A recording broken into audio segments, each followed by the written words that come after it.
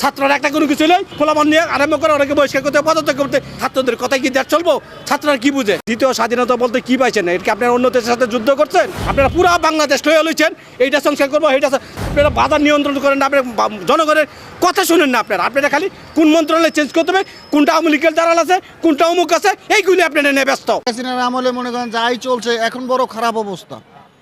যেটা বুঝছেন এখন কোনো বর্তমানে সরকার নাই হিসাবে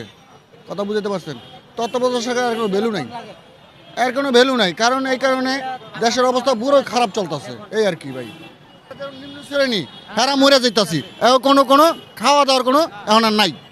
প্রথমে এই সরকার আসলো জাতির উদ্দেশ্যে ভাষণ দিল এক মাস পরে এরা ডিজেলের দাম কমাইলো মাত্র 1 টাকা 50 পয়সা আর পেট্রোল অকটেনের দাম কমাইলো 11 টাকা 10 টাকা বড় লোক যখন 10 লিটার পেট্রোল কিনে এখানে 100 টাকা বাঁচবে তারা একবেলা ডাল ভাত খেতে পারবে আর আমি গরিব মানুষ যদি 10 লিটার ডিজেল কিনি আমি একবার একটা কেক দিয়ে চা খেতে পারবো না এরকম প্রতিটা খাতে এই সরকারে আমাদেরকে মারতেছে শুধু গরিব মারতেছে বাসে আর কোনো লোক মারা নেই আমরা দেখতেছি এতে 2 দিন ধরে দেখতেছি ভারতের সাথে আমাদের বাংলাদেশের অনেক একটা গ্যামজাম চলতেছে জানি না কি হবে আমাদের আর জানি না আমাদের অবস্থা কি হবে এই যে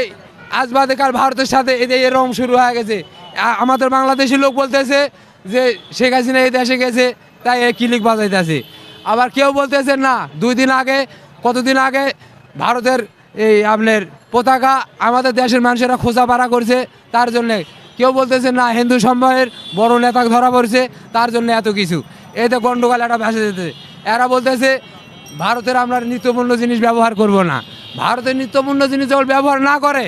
আজকে আমরা গরিব মানুষ যেও বা 10 টাকায় খেতে পারতেছি কালকে আমরা 12 টাকাও খেতে পারবো না কিন্তু বড় লোক তারা তো রাজনীতি করে তাদের টাকা পয়সার অভাব নাই ইলিশ মাছ 1200 1500 1800 2000 2200 টাকা কেজি তারা খেতে পারতেছে বাজারে যা দেখেন নাই কিন্তু আমাদের বেলায় কোনো কিছু না আমরা 1 কেজি পুঁটি মাছও কিনতে পারি না 1 কেজি পুঁটি মাছ কিনতে গেলে 500 টাকা কেজি মোদী সরকার যে এই সিদ্ধান্ত এই অবাস্তব সিদ্ধান্ত বাংলার জনগণ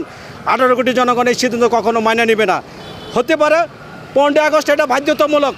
এই দেশের 18 কোটি মানুষের 15 আগস্ট 7ই মার্চের যে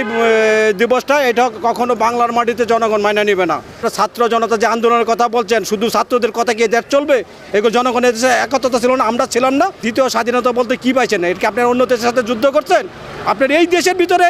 একটা গণঅভ্যুত্থান করছেন এবং সরকারকে হটাইছেন যে কোনো একটা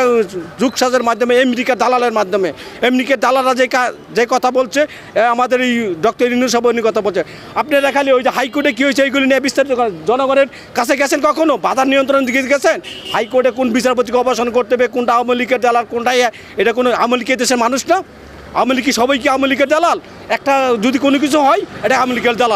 দালাল এটা কি আমাদের বেলায় কোনো কিছু নাই ভাই আমাদেরটা কেউ দেখেও না শোনেও না